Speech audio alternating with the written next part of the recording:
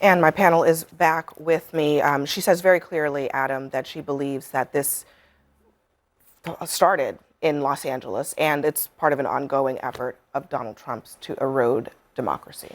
I think all of Donald Trump's actions over the past year have been an attempt to erode democracy, and he's becoming increasingly desperate as we head into the midterm. So the attacks on the press are attacks to make sure there's not transparency. Attacks on college campuses or colleges, it's to make sure that critical thinking students aren't coming out of these colleges to debunk the administration. He attacks law firms, he attacks any single check, and this is a perfect example of him trying to push a chilling effect within independent journalism. So Don Lemon is an independent journalist. I think independent journalism is incredibly important, and it's the one variable this administration hasn't really gone after super hard. So now he's targeting not only Don Lemon, but multiple other people in order to create this overall chilling effect, which erodes democracy. Abby, can I pick up on something that Mayor Bass said? I live in Los Angeles, and so very, obviously, very aware of the presence of ICE and what it had been there during the time that she was referring.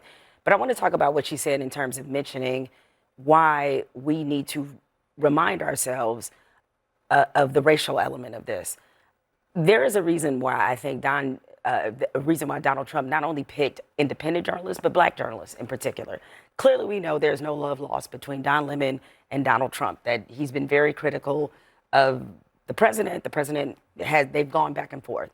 But if we go back and undo all the layers of all of this, it was black journalists that were really at the forefront of calling Donald Trump out, from the birtherism movement throughout a lot of the things that they saw early before the rest of the press really picked up on some of the things that concerned a lot of black journalists. Hello, me, who also called out Donald Trump in 2017. And the reason why I think he picked these particular journalists is being independent. You don't have the backing of a CNN. You don't have the backing of a big network. The other part of it, too, is that if you can make them the face of this issue that is happening in Minneapolis, we know that given some of the racial issues that we have in this country, it is likely to have a lot less sympathy because they are journalists, one, and people hate the press, and two, because they're black.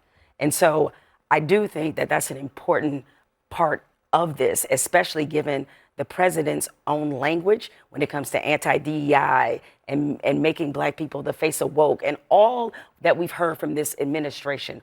All of this is combined together and meant to drum up a certain sentiment against these journalists so that people are supporting their own rights being eroded because of who they think it's happening to. Even if you don't agree that there's race as an underlying factor here, it does seem very clear that the Trump administration, Lydia, views this as a slam dunk because Don in particular can be polarizing. And I think they feel like it's an easy way for them to chip away at the media.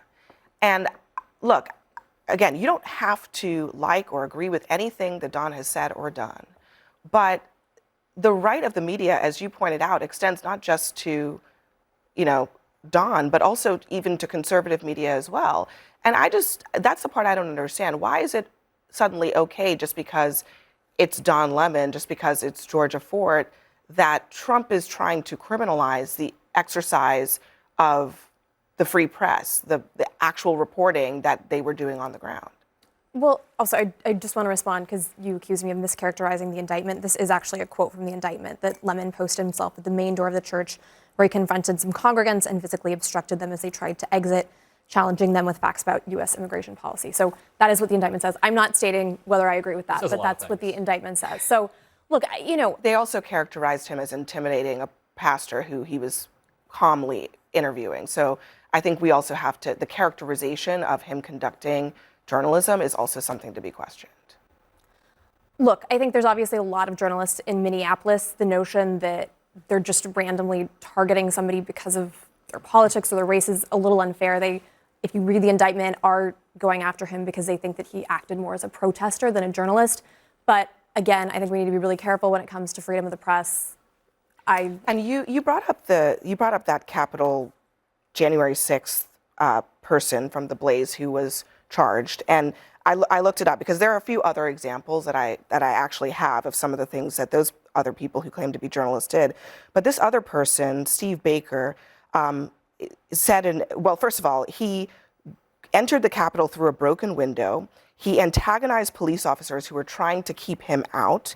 He said in an affidavit he approved 100% of what was happening.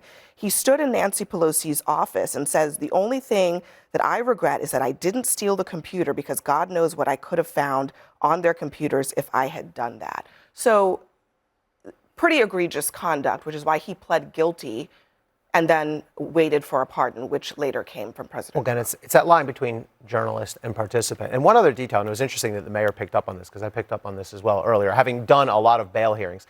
The prosecution here asked the judge to take Don's passport, to make him post bail, and to restrict his travel to New York and somewhere, Minnesota, and right, for the court. because he has Okay, no other land. the legal reason you ask for those restrictions is because you believe someone is a risk of flight. We're going to have the fugitive Don Lemon.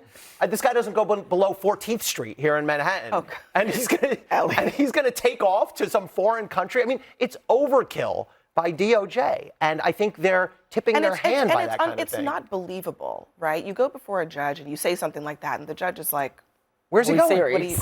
How is he going somewhere? Can we just talk about Karen Bass for a minute, too? She said she wakes up every day worried about Donald Trump. I mean, 7,000 houses burned down, and she was in Ghana last year. I think she should wake up every day trying to get those houses rebuilt. There's only been 10 that have been rebuilt. LA is a disaster. I was there last week.